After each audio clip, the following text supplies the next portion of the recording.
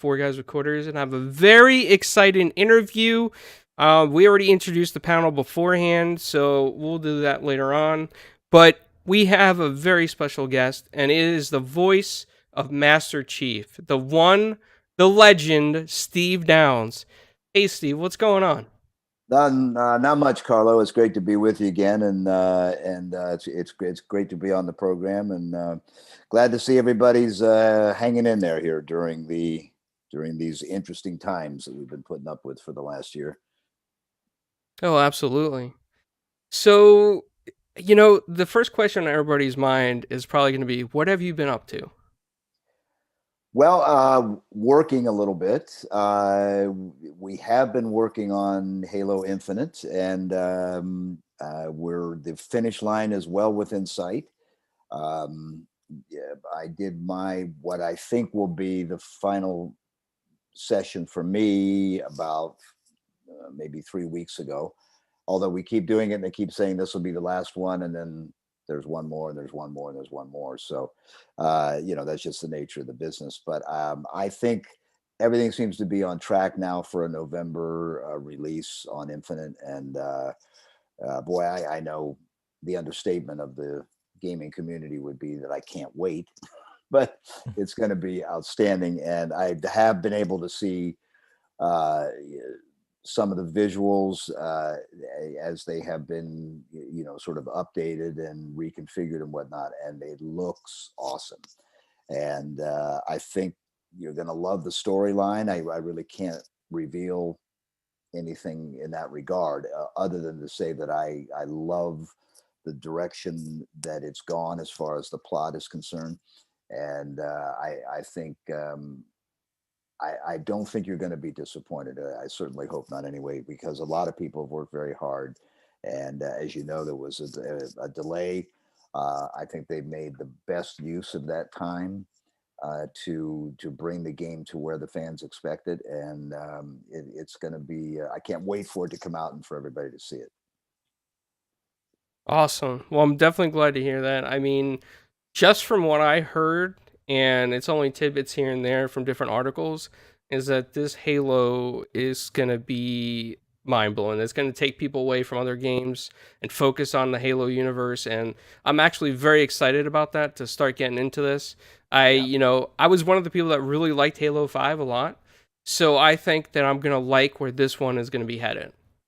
For Yeah, I sure. think so too, and I think that I can tell you this much: no matter how it all turns out, uh, nobody will be able to say that a lot of hard work hasn't been put into the development of this game. And also, which I think is one of the things that makes 343 unique among game developers, is nobody pays more attention to the fans during the process of making the game.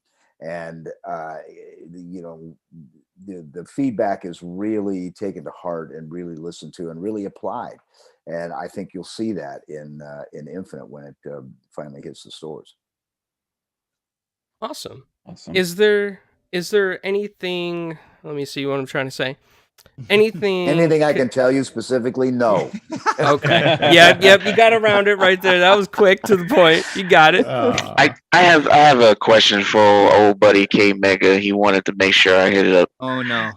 Yes, he wants to know, how do you feel about Locke in Halo 5? See, right there, you stole one of my questions. And, I can loved the character, and I loved EK's performance in it, and we had a lot of fun working together on it.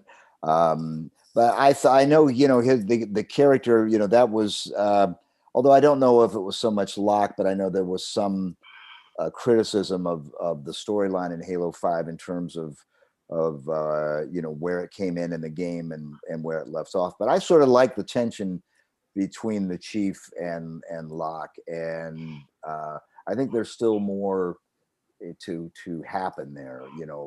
When and how that's going to manifest itself, I can't really say. But I liked the character, and I like the fact that the chief had somebody to push back on, in terms of he was kind of like, in a way, sort of what the Arbiter was in some of those early games, is where you had, sort of an equal, pushing back on it. Although the Chief always won, but that's the way it goes. At the very least, you would at least would like to see this character reprise his role in future. Absolutely. I couldn't agree more. See, and I didn't mind it. I'm sorry. I didn't mind it that much with the whole Locke and Master Chief and the way I'm looking at it. Hopefully, maybe you can wink at me and let me know if I'm leaning on it. But hopefully, with Infinite being more of a platform, we can explore those areas in different ways, like we did with ODST. Right. So I have a question. No winks. I'm not winking. It's not giving it to you. Worth a try, right? Yeah, absolutely. So, yeah. I have a question. Have you seen? You want to go, man? Okay. Yeah, just real quick. Have you seen any, I guess, changes in direction or through things that they maybe wanted you to do since Joseph Staten became involved again with the project? No. I haven't worked directly with Joe since he came on board in this new capacity. I know all I can tell you is he has been very well received and had a lot of great input into where Infinite was, and everybody's really enjoyed having him being.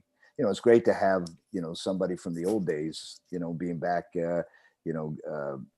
giving their 2 cents in it. So I personally, I have not had the pleasure. I hope that once the game comes out and we do some publicity on it, that kind of thing, that I'll, because I haven't seen Joe in a very long time, but I know he has been extremely welcomed and valuable in terms of directing the game in the capacity that he has.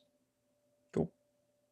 So you mentioned 343, did you notice like a huge shift in I guess production or maybe the culture from 343 to Bungie? Like, what was that like going from these two series? Yeah, it was a bit, look, if it wasn't for Bungie, if it wasn't for Joe, if it wasn't for Marty O'Donnell, if it wasn't for Frank O'Connor, we wouldn't be having this conversation. You would maybe be talking to somebody else, but it wouldn't be me. I owe them everything in terms of my involvement in Halo.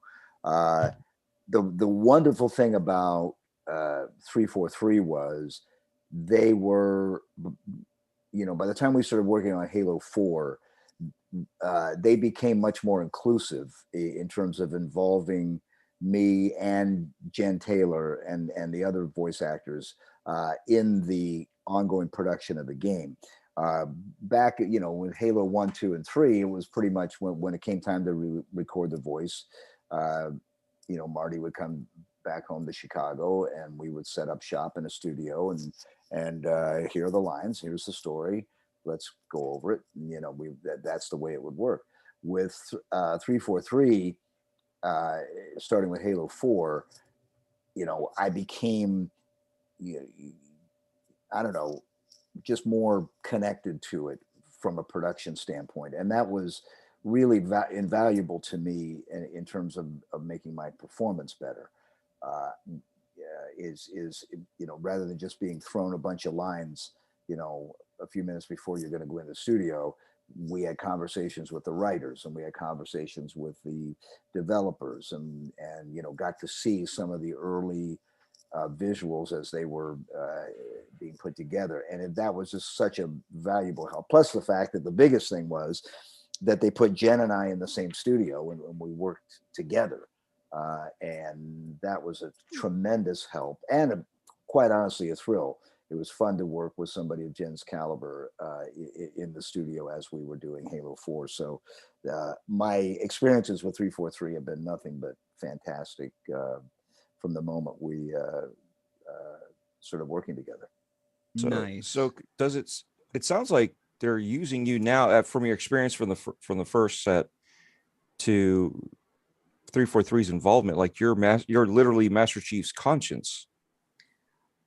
That's a fair way to put it, I think. I mean, they have a lot of people, extremely involved in this, on deeper levels than I am as the voice actor. But I think that there is because I've been doing this character for 20 years, there's, we do have conversations about, does this sound like Chief? Is this something he would say? Is this a reaction he would have? And so it becomes more of a collaborative effort as we're doing it, which has been great, and everybody's extremely protective of the franchise and of the character, and want to make sure that he and all the characters in the game are represented properly. So it's nice to be able to have input, with that in the production phase of it. Nice. Now, Steve, you talked about working with Jen, aka Cortana, and I was privileged enough to be on the panel talking to you for the first interview on Four Guys. Now, that was before Halo 5 Guardians actually came out. So now we're after that game, and we're looking at Halo Infinite. I got to ask you, because you talked about, working with Cortana, working with Jen, being together, and their relationship, and, kind of being able to act out, the scenes in Halo 4. What do you think about the direction in which they're going with Cortana as well? Because she went from being kind of like, your closest ally, your closest friend, Master Chief's like, closest almost family member, to now she's off doing her own thing, thinking that she's doing the right thing. And it's kind of making her the main kind of like antagonist in this universe right now. You think you know a girl. Always be careful. I think it was, in Halo 5 and what happened with Cortana, I think was, pretty exciting. And, to take somebody who, like you said, was just, they were buddies and pals and confidants and all of that. And all of a sudden it really is like, I don't even know this person. I don't even know this AI. Yeah. And I think it gave Cortana, in my opinion, a much broader, it certainly gave Jen a much broader palette to work from in terms of, what was going to be required of Jen and of Cortana. So, and it complicated the relationship, didn't it? It was like, a little bit. Sure did for the Chief. I can tell you that. And that's a complication that hasn't been resolved yet. So, we'll see what happens as things unfold. Ooh, now you got me excited because I like the evil Cortana, and I always joke with Xbot about that. I went from tears in my eyes at the end of Halo 4 Yeah. to like, oh my goodness, what is she doing by the end of what Halo the hell? 5? Yeah, I know. Well, like I said, there's a lot to unpack there, and we'll see what happens. I imagine there's going to be a lot to unpack in Halo Infinite about this story. I know you can't tell us anything, but based on where they left it, they can't. That has to be something has to happen there. So I'm excited to see where that goes. Is it besides Cortana and Master Chief, who is your favorite character or person that you've been able to work with as a voice actor on Halo? Well, my favorite is I don't know. I mean, I never got to work with the voice actor for Sergeant Johnson, but I loved the work that he did. I never got to work with Keith David directly, although him and I have met and done a few conventions together. But I've always been I was a fan of his long before Halo came out, and long before The Arbiter was. I was just a fan of him as an actor and as a voice actor.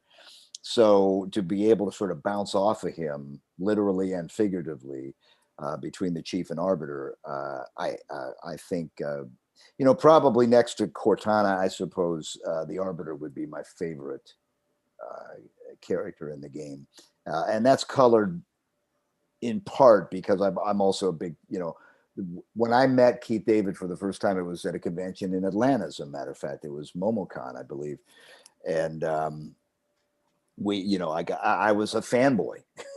It's like, oh my God, it's Keith David, and he's a tremendous guy, very nice guy, and a great talent. So he would have to be right up there at the top for me.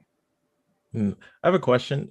So have you ever, I guess, played or rewatched scenes from Halo and you don't necessarily remember the lines, but you remember what you were doing in that moment? And if so, can you like say what one of those moments could be? The one that comes to mind, well, there's two things that come to mind. First of all, it's been a while since I've rewatched Combat Evolved or Halo 2, but the overwhelming sense I have, and it turns out that it was the same for Jen, I didn't know it at the time, is that we both had massive colds when we recorded Combat Evolved and Halo 2, and so every time I hear it, I'm like, Jesus God, you got this horrible cold. But that's neither here nor there. The thing that comes to mind, well, a number of things, but one is in Halo 3 when we finally, me and Guilty Spark finally settle things. That was Halo 3, right? Yes, sir. Yeah. Good. I mean, I knew that, but I was testing you guys. So when I finally do away with Guilty Spark, I had a lot of fun doing that because the voice actor for Guilty Spark, Tim Dadabo, is a friend of mine, and I've known him for a very long time, long before we did any work on Halo. And if Guilty Spark was quite honestly a pain in the ass, and among other things, not Tim, but his character, but Tim played him perfectly as a pain in the ass. So when it came time to finally do away with him, excuse me, my phone. Close Encounters of the Third It's 343. It's Guilty Spark. Also a giveaway of. Is that Ron Howard calling you right now? Yeah, that's Ron Howard. Don't talk about that. Sorry. I completely lost my train of thought. Oh, you were just telling us some of the plot details for Halo Infinite. Killing Guilty Spark. So what happens at the end of Halo Infinite? Where was I with that? Yeah. Good try, though. I just remember I had a lot of fun doing it, and we got into this whole thing. One of the early character references for me when I first started recording Combat Evolved that Marty gave me was Clint Eastwood. I've talked about that before, where he was sort of a reference point for me for who Master Chief was and how to represent him as in terms of his voice. So Clint Eastwood was particularly when he was doing the spaghetti westerns and the Dirty Harry movies. He didn't say a whole lot, but when he did, somebody usually died. So that was the approach I took doing Master Chief. So when we got to this point of killing off Guilty Spark, I started riffing on that the scene in Dirty Harry where he's got the bad guy cornered in some, I forget what it is, like an ice cream shop or whatever. Anyway, and he's the big fight has occurred, and finally Clint Eastwood is pointing the magnum right at him, and he's saying, in all the confusion, I forgot. Was that 4 shots or 5? And he goes, and then there's something about, so are you feeling lucky, punk? Yeah. That's the scene in Dirty Harry. I sort of do that scene with Guilty Spark as I'm getting ready to off him.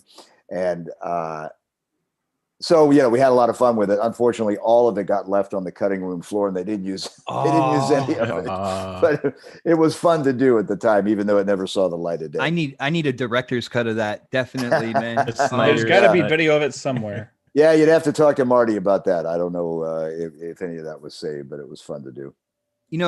Steve, I got to ask you real quick, because just recently, Xbox has been in the news like crazy lately. You know, they made a massive deal, and they just bought out a company called ZeniMax. And for people who don't know, under ZeniMax is Bethesda and a developer called id Software.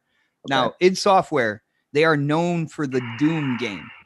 So now Xbox has like the market cornered when it comes to big green space marines. So I got to ask you, Steve, who do you think is going to be like moving forward? Who is the number one space marine? Is it going to be Master Chief the way it's always been, or now we have Doom Guy over here, which I look at him as a comfortable second place? But what do you think, Ben? Is there going to be some type of rivalry going on between 343 and id? Well, there may be a rivalry, but I think we all know how it would end. Oh yes. Oh yes. So, I mean, come on. Let's be real for a minute. That'll be a good battle for sure. I would love to see that. That'd be entertaining for a while. I'm definitely until the chief felt like wrapping it up. Yeah. Yeah. He's like, okay, I had it done. Yeah. So basically, Eternal and Infinite are going to combine at the end. Is that what you're saying? Confirm. Some sort of Justice League thing, you know? Right, I don't know. yeah. Some sort of Avengers deal. Yeah. And out comes Blinks the cat. Yeah. Out of nowhere. It's the XCU. Yeah. There you go. Are you at all involved in the Halo TV series? I am not at all involved in the Halo TV series. It's common knowledge that Jen Taylor is. She will be Cortana in the series. And, you know, Jen doesn't trust me as far as she could throw me, so she doesn't tell me anything about what's going on. And probably that's well-founded, but I know she's been very excited. She's still working on it. I think she might be back in production now. I'm not sure, but she's having a lot of fun with it, from what I understand. And I think they're looking at a 2022 release on that. And now it's going to be on Paramount instead of Showtime, which you know, just for whatever that's worth. And all I can tell you, I really don't know a lot, you know, other than what's out there publicly. But I do know that they've been having a lot of fun working on it, and I can't wait to see it. It should be awesome. Listen, I think that you are definitely one of the legendary voice actors of all time, along Thank with you. like Kevin Conroy, who did Batman, Peter Cullen, who always did Optimus Prime. And it's hard to replace those voices because they're super iconic. I don't care what you say. It's just some voice actors are legendary, and I think you're among those. So I guess with me, do you think that, or do you see yourself reprising this role outside of the games going forward on any other type of media? You know, it's I don't know. I mean, I all I can tell you is there is nothing in the pipeline that I'm aware of. So I really I couldn't even elaborate on it because there really is nothing. All I can tell you is I'm still having fun doing Master Chief. It's not gotten old for me in any way, shape, or form. So if some new iteration comes along that I would be appropriate for, I'd be very interested in doing it. But you know, perhaps something, you know, in an animation way or that kind of thing. But there is nothing that I know of in the pipeline yet. Awesome. I just wanted to remind you, I know I'm gonna let you guys go, that your voice is irreplaceable. I'm just saying, just like the others that I mentioned, it's hard to see that character without, you know what I mean? It's like you guys created that character, is what I'm saying. Yeah, and believe me, I appreciate that more than you could possibly know. But I think I'm anxious to see what Pablo Schreiber does with the chief. I think the setting is going to be a little different. So I wish him all the luck in the world, and I know he's taking the role very seriously, and I'm anxious to see what he does Does he come to you potentially and for any kind of advice? Is that something that happens, or No, that hasn't happened. I'm certainly, if that's ever asked, I would be more than happy to do it. And we did just have a brief sort of, Twitter exchange. I think at one point when he was first announced as the embodiment of Master Chief. So, and I just wish him all the best, and I think he's a great actor, and I'm excited to see what he'll do with it. But I do appreciate, what you said there, and that means a lot to me. But let's see, let's give the guy a chance, and let's see what happens. So absolutely, we know there's like a lot of amazing writers, like Marty O'Donnell did amazing music, and Staten, and everybody who was basically involved with Halo. But how would you say, like, how involved have you been, or do you think you've been, with evolving Chief as a character over the course of this series, would you say? Well, I mean, that's it's sort of up to me, isn't it? I mean, Yeah. There's I think I've always because it would come up in free. I mean, voicing Master Chief is not a 5-day a week job. You know what I mean? We go, we were on sort of this 3-year cycle, and now between Halo 5 and Infinite, it's turned into a 5 and 6-year pause. And in between those times, I'm, other than going to conventions and that kind of thing, I'm not working on Master Chief. So when it comes up again and there's time to, sort of put the armor back on, the biggest, what I try to do is to create a scenario for myself in terms of how has this character evolved and what has happened to him, and you kind of create this timeline to when we last left our hero, as they used to say in the old Western serials, and that's so I try to create that sort of scenario in my head, and then also in consultation with the writers, and where they have picked up the character and taken him to that next level, and so I want to make sure that what I'm doing as a voice actor is reflecting that in we all get, we all are shaped by the events in our lives, right? And those events change you, and Master Chief is no exception. So I like to be able to try to reflect that as much as I can in my performance, based on what happened 3 years ago, 5 years ago, 6 years ago, whatever it might be. Now, I have go ahead, Jordan. I was going to ask, because you talked about donning the armor back on and with the voiceover, how did they approach you to become the Master Chief? Good question. So I was in Chicago at the time, working on the radios, doing a radio show, and also doing voiceover. And Bungie, as you know, or I assume was based in Chicago at the time. And Marty O'Donnell used to listen to me on the radio, and one day called me up, actually through my agent, and wanted me to voice a character in this small little game they were doing. It was called Septerra Core. It was this little PC game, and I had a minor role in it. It's not a game I recommend you go try to find because it's pretty primitive, as was my performance. But it did establish a relationship with Marty and I, and probably a year later, he called again and said, we're have a new game we're working on. I think you would be right for the character of Master Chief. And, one of those strange twists of fate, as a voice actor, as any kind of actor, you're always auditioning, for parts, most of which you don't get, the vast majority of which you don't get. The role of Master Chief was the only character, the only role I ever booked that I never auditioned for. Marty just knew that I was, he had it in his head that I would be the right fit for this. And we just went into the studio and started doing it.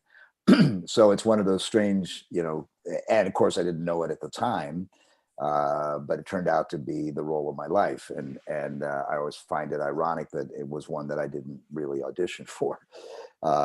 So that's how I approached it. And I mentioned earlier when Marty and I sat down before recording the original sessions, he talked to me about what Halo was, what the Halo universe was, who Master Chief was, and this character Cortana, what was going on there. And so I could get some sense and start to kind of flesh out who this guy was and how he came to be. And that's when he brought up the Clint Eastwood reference. He said, he's kind of like that. If you think of him, he's a loner. He doesn't really have a lot of people close to him. He is very protective and sort of insulated, literally and figuratively from the outside world, and for good reason. And, these are the things that sort of, he kind of stuffed into my brain to try to get that interpretation of who the character was when we did Combat Evolved. Steve, if you don't mind, I'm super excited for another Halo. Back when we first did the interview, again, Halo 5 didn't drop yet, and I if you could remember anything I said that back then, you would know I was super excited back then. So, with this new Infinite, you have a couple antagonists here. Of course you have Cortana and her doing what she thinks is right with having the Guardians throughout the world, kind of like quote unquote forcing peace among everybody out there. But then you also have Atriox, the leader of the Banished. Now I got to ask you, just from your thoughts and opinions, nothing like that was shown or anything like that. You see these two characters like on the script or whatever. Which one does Master Chief think is more of a threat to him and him accomplishing his goal and getting everything kind of like straightened out? Would it be Atriox, which was he was like forged in war, or would it be his, closest friend and companion that kind of got her whole ideology a little bit twisted, and now, she's on the other side of that line? Which one is the bigger kind of like threat to Master Chief, in your opinion? You don't give up, do you? No, I'm just. I admire your fortitude. Your personal opinion. I'm not asking for any information. I just think it's really interesting because Master. I get what you're saying. Yeah. I think they're two completely different. Is adversary the right word? I'm not even sure if that's the right word. I would say so. But certainly with Atriox, but with Cortana, it's different. And what her fate is, if any, and his, I just think it's a completely different dynamic, and how he will deal with that, if he deals with it at all. It's really difficult to say, what's going to happen there. Am I being vague enough? I'm really you're doing a great job toting the line. Yes. Again, man, I just thought, really vague. Steve, but I just think, really based on what happened in Halo 5 and Guardians, that was a very difficult time for him. So I think how he relates to, what was Cortana, what she became, and how he relates to a new, obviously formidable adversary, are just two different. They require different skill sets for each one of them as far as Master Chief is concerned.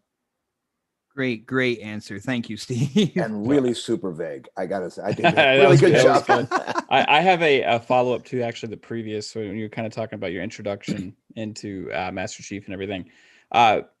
Just looking back now, because I watched another interview you did on YouTube, and you had kind of said that you didn't have any idea how big this thing was going to become. No. Right. And that was kind of back, like you were about to do Halo 3 is when you did this little documentary thing, I think.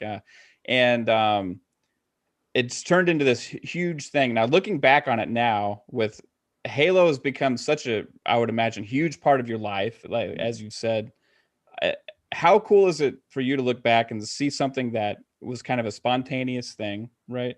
That you have left such a lasting impression and imprint on gaming, on pop culture, for one of the biggest characters that exist in media. Like, how cool is that to be such a huge part of that for you personally? Well, I don't know that words can adequately express it. I mean, it was and continues to be a mind-blowing experience. The fact that, I mean, it's hard for me to wrap my mind around the fact that it's been 20 years, almost 21 years, that this has been a integral part of my professional career. And I mean, I feel like I'm the luckiest guy on the face of the earth to have, you know, landed this. And it took me a while, several years really, after we did Combat Evolved to really appreciate what Halo meant to the gaming world, and what that character in particular meant to people who were fans of the game. And that was a sort of a process for me to understand that. So it went from just being a gig, you know, and like, play this character, that's cool, fine, did that for a couple of days, check please, and that was it. To you know, realizing that you had sort of, you know, been attached to you know, a icon and I don't think that's overstating it. So No. you know, that's been, you know, it you know, it went from sort of this lark to having a tiger by the tail, and I've just been hanging on ever since, you know, and trying not to get in the way.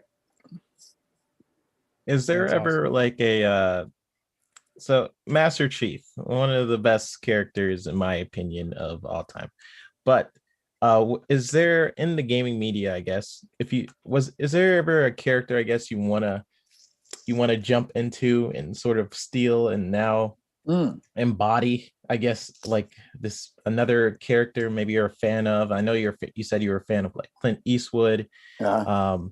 But is there any other character you can think of, I guess, you would love to embody and become? Well, none that really comes to mind, mainly because you know, the chief is, you know, where do you go after Master Chief? I guess, you know, is sort of where I'm at with it. I think personally that even after 20 years, there's still a lot more that can be done with a character like that, and with the Halo universe in general. And that's one of the beauties of it, is that it's as big and expansive as you want it to be, and as the fans want it to be, and as the developers want it to be.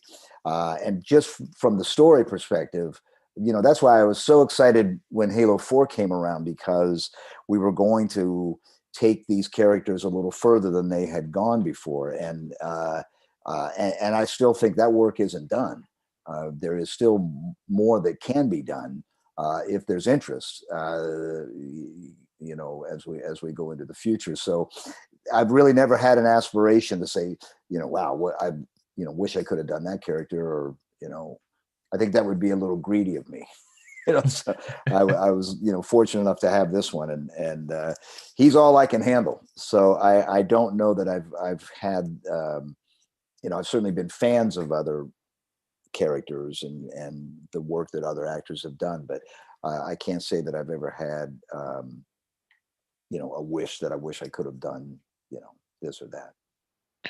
For me, I always, what I want to know is your feelings on this. I always would like, after playing, and you may not be familiar, but after playing Final Fantasy VII Remake, or reimagining. Mhm. I always would love to have the very first Halo reimagined and being able to see the dynamic relationships between Team Blue, Master Chief, and all that reimagined on current hardware.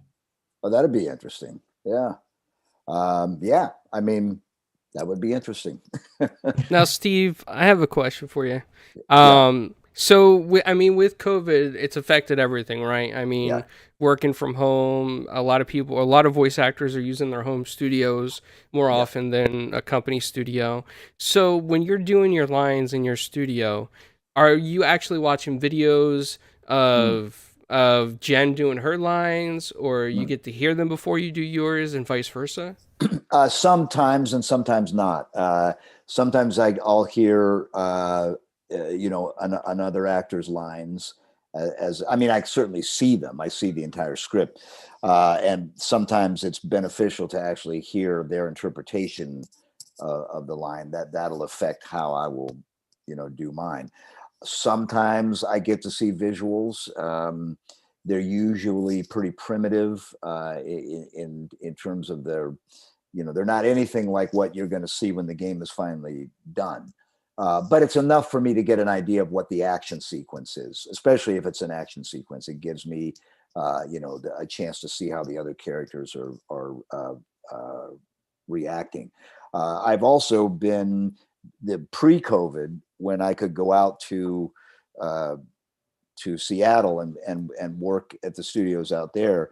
I could watch some of the motion capture being performed, which is helpful to see how the characters are physically in the flesh, kind of interacting.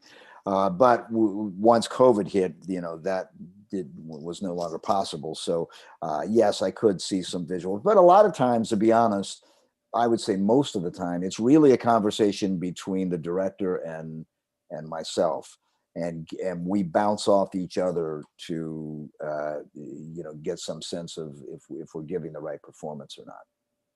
So when you read these lines, right, and you're doing, you're focusing on it as Master Chief, do you literally hear Cortana's voice as you Not read her always. lines? No, not always. And of course, it's not always Cortana. Well, yeah, but I just figured, with yeah, the relationship you guys have had for such a long relationship working. yeah, it's and with Infinite, it's a very different ball game. I'll just leave it at that. But no, I don't always hear the other actor in my, I would say most of the time I don't. Some of the time I do, and it's great. Some of the time I'm recording before they are, so there's nothing for me to listen to. But we did this a lot more pre-COVID, and that's part of, it's not the entire reason why the game was delayed, but I tell you, it had a lot to do with it because and the voice actors part was the easiest part to sort of figure out. The real challenge came, with everybody else having to work from home and not being able to be together, for the creative process. But it did slow things down, and fortunately, with modern technology being what it is, we were able to overcome it. I miss being able to be actually in the studio, and I look forward to, when we finally get past all this, that excuse me, when there's more work to be done, I want to be in the room with the director. I want to be in the room with the other actors if that's possible. I want to be in the flesh there. For me personally, it just makes the performance sort of more tangible, or there's just something about it that can't be replaced. When I'm working in my closet in Sarasota, which is where I've been working, in a room that's no bigger than a phone booth. But I look forward to the day when we get back together to be all together again. Yeah, visual cues when you're talking to a person does make a big difference, even though it's the same language, same text, whichever. Now, when that happens in your closet, did they tell you specifically what to get, or did you, because you're in the industry, you already knew what to get and You how mean to set up? technically, equipment wise? Yes. A lot. No, a lot of it was so we could maintain continuity between what we had already done and what we were going to do.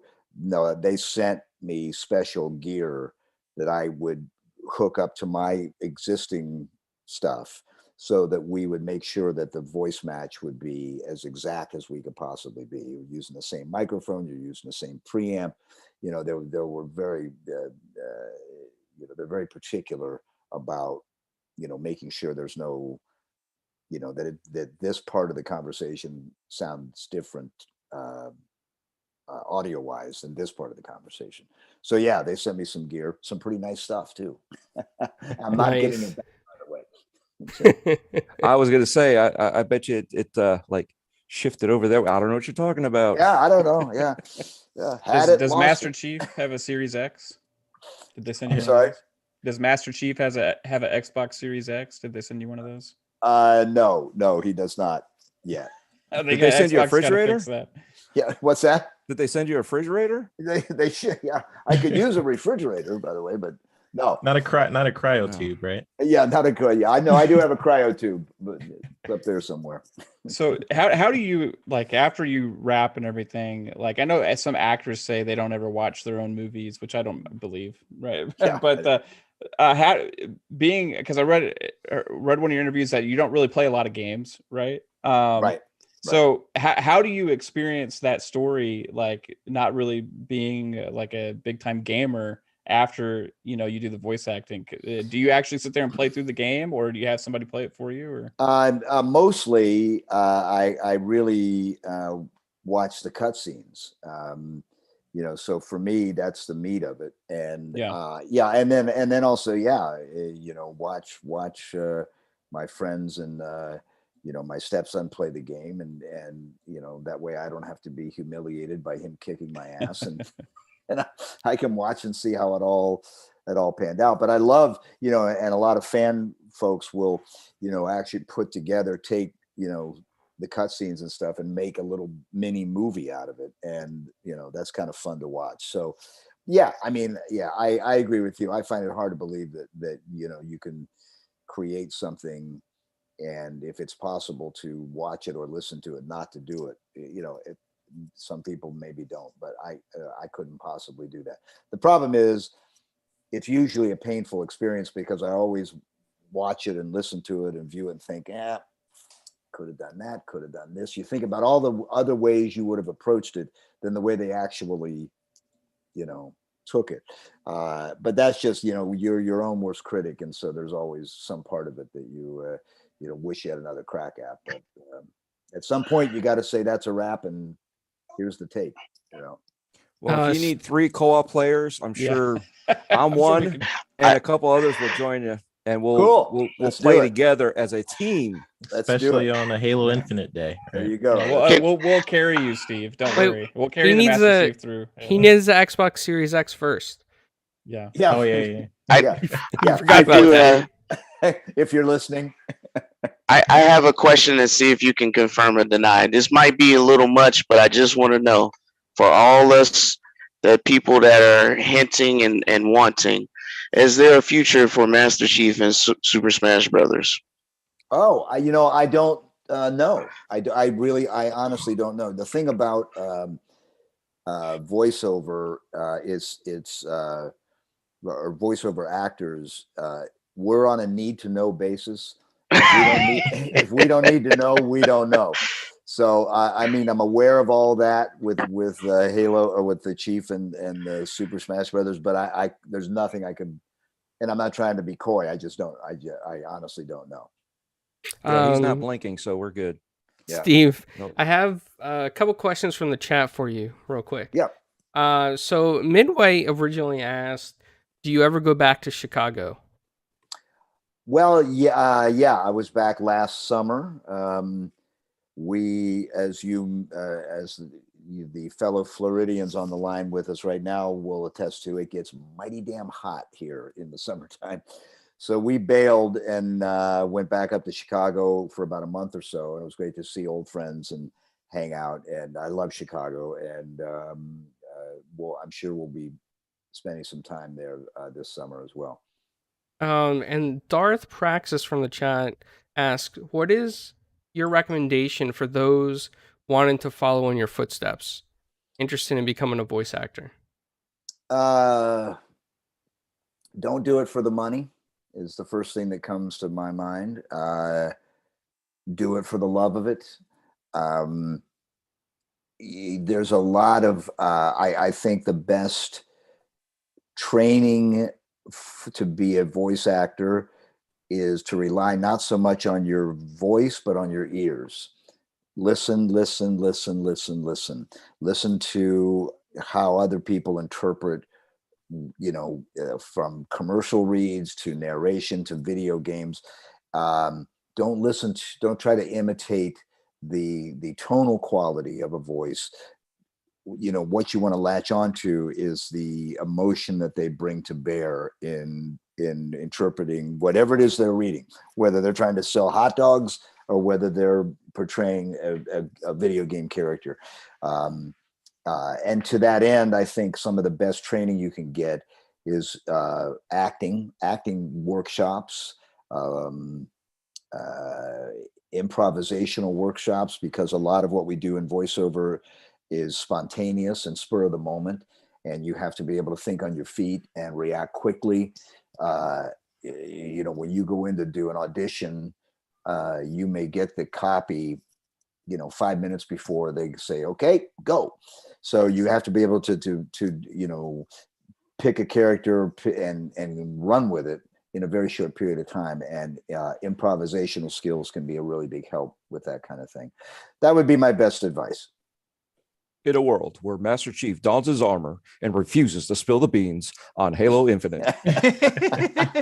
There you go. You're off to a good start. Right? Anything that starts with "in a world." And then would be okay. Sorry. Good. Oh, I'm sorry. Real quick, want to ask this because this is another question from the chat, and I know that we have limited time left on the stream. Is it hard not to be emotional with Chief during your moments with Cortana? Yes, it was. Well, what was hard was, there was no question that there was going to be emotion expressed. I don't know if you're referring to this in particular, but where I go when you ask that question is the end of Halo 4. When Cortana, basically dies, or so we thought. The trick with that for me, and that's why it was so great to be able to do it with Jen physically in the room while we were recording it, was to figure out how to emote with Master Chief, because up until that point, you didn't always see a lot of emotion from him, and yet he is at least part human, and he obviously had a relationship with this AI that went beyond, sort of the work relationship, if you will. And when he finds out that there may be an end to his partner for all those many years, how does he express that? He's not going to, rip off his helmet and start crying uncontrollably. That's not going to happen. But something's going to happen. And that was to me, that was the challenge in doing those particular scenes, is how do we convey that to the viewer and the gamer, that, the Chief is confused and he's hurting and he's trying to, draw, Chief is always, never met a situation that shooting his way out wouldn't get the job done. And yet here he is in that kind of situation where all of his power and expertise is not going to save her. And so that was the challenge of trying to express that. And I hope we did that. And that I hope that answers your question. Yeah. Sort of roundabout. Halo 4 had me tearing up. That was my goodness. Well, you and me both. My Heartstrings. favorite story about that is when Jen and I hadn't known each other that long. We never met up until the 10th anniversary of Combat Evolved. We had never laid eyes on each other, had any conversation whatsoever. And Microsoft brought us out for this 10th anniversary thing in Seattle. And that's the first time we met. And shortly thereafter began recording for Halo 4. And so Jen and I were in the room together, and we're getting to that crucial part where they're gonna go their separate ways. She is going to, whatever happens to Cortana, and Chief's going to be without her. And I said to Jen when we're doing it, I said, look, if I, physically kind of reach out for you while we're doing this, and, don't be freaked out by it. And B, if you wouldn't mind, take my hand or whatever, so we can kind of go through this together. And she goes, yeah, fine. So we get to that point where, working up to that point in the story, and we get there. And at that point now, have such tunnel vision and such laser focus on getting to this point. I forget that I had asked Jen, I forget to reach out to her, is my point. And she's basically standing there near me with her hand ready for me to take it. And I completely, I'm right here. And so we get done doing the scene, and I look up, and she's like, wow, you left me hanging, man, dude. And I was a mess at that point. I was so, there were just so many emotions running through me, to try to sum up, just to summon what I needed to bring to do that I felt like I was just a little puddle in the floor, for a while after that. But I think we got the job done. At least I hope so anyway. Steve, I know that we are coming up. We got about 4 minutes before the actual on-stream hour is over. So I know last time you did an awesome shout out for Four Guys with Quarters. Yeah. And you have two really big fans on here that would probably love some type of shout out from you. And they both run their own podcast, like Xbox centric podcast. Would you be able to do something for them? Sure. What'd you have in mind? If you could just say it's Master Chief and you're watching Xbox Ultimate or next podcast. Are those two different ones? Yep. Xbox Ultimate and okay. And next podcast was the other one? Yep. Okay.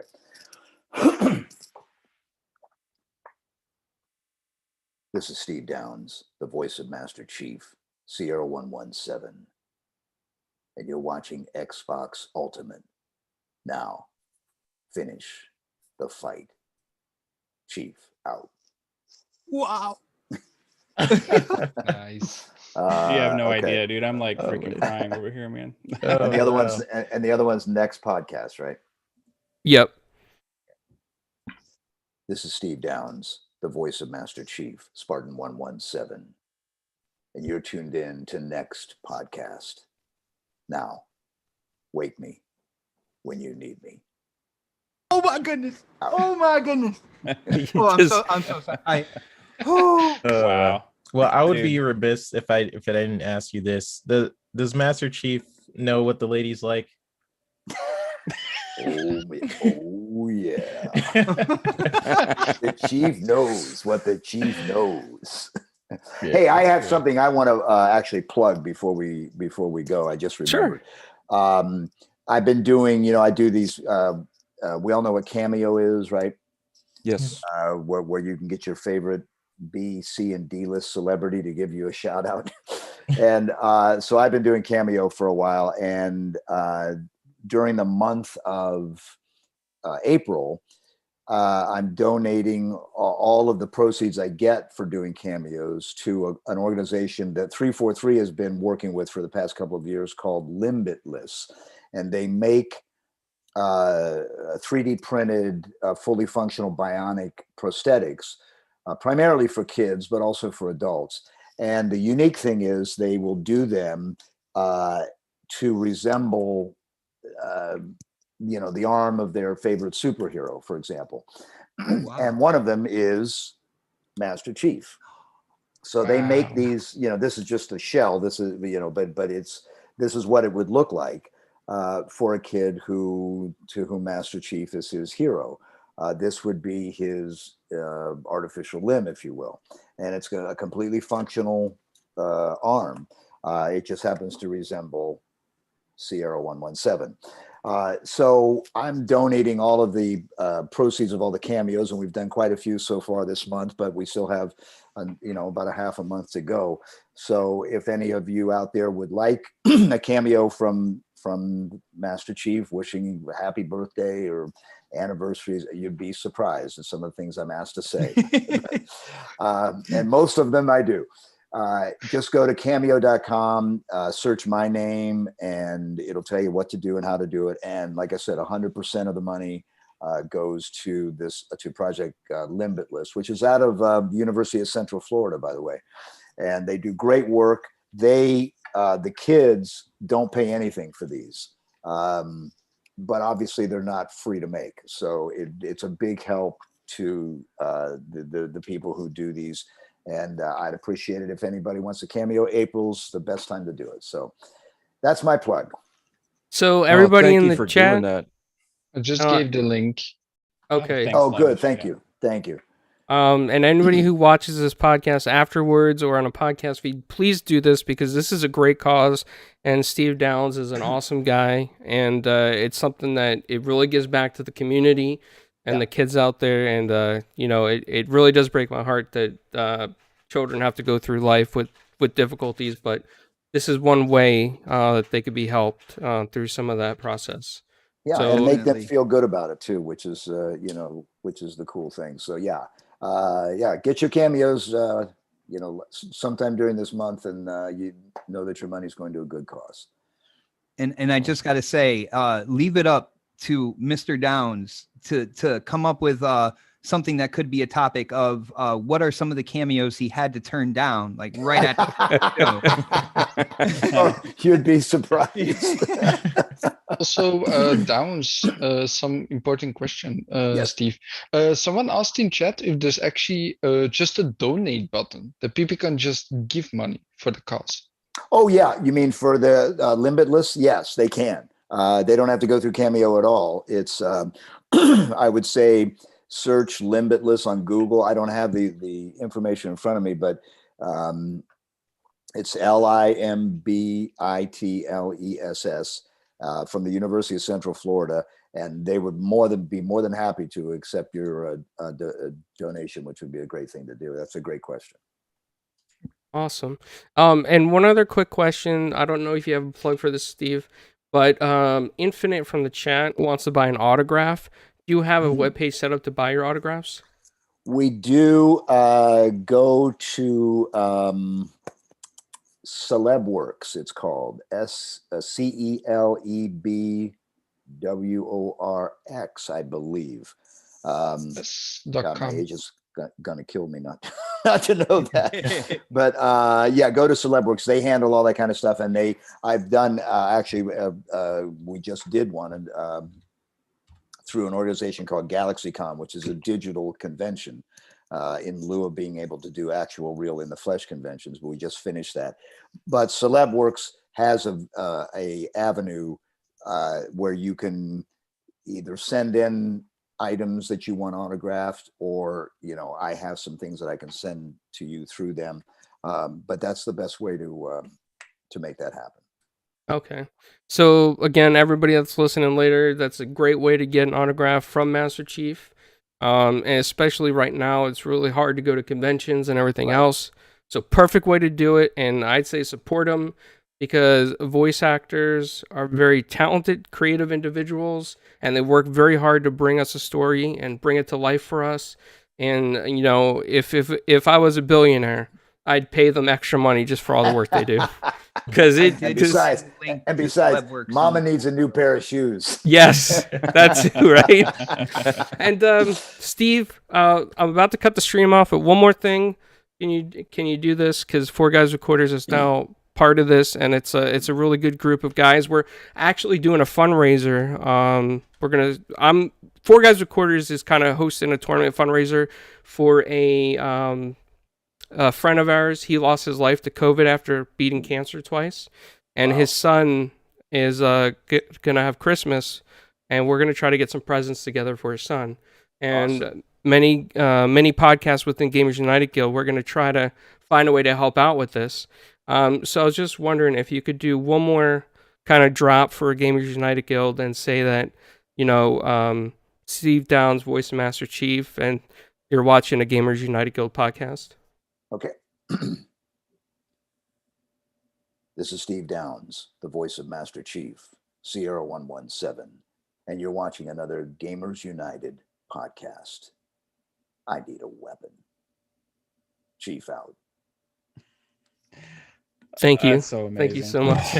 That's just you're All right. you're a freaking legend, man. I have to say. No, Hey, just- listen, by you know, on Carlo, with that, you know, maybe when we're done here, if there's something I can contribute to that cause, you know, sign something or other that you can. I don't know how you're doing that, but if there's something I can do to, or give you something that you can, you know, raise some money with, I'd be happy to do it. Okay. Yeah, I'm gonna go ahead and stop the stream, and thanks for everybody coming out to hang out with us. We're It gonna was talk. fun, man. Absolutely. Yeah. Thank you. And remember, the possibilities are infinite. What does that mean? Oh, That's gosh, a wink. you're gonna leave I us saw on a that? wink.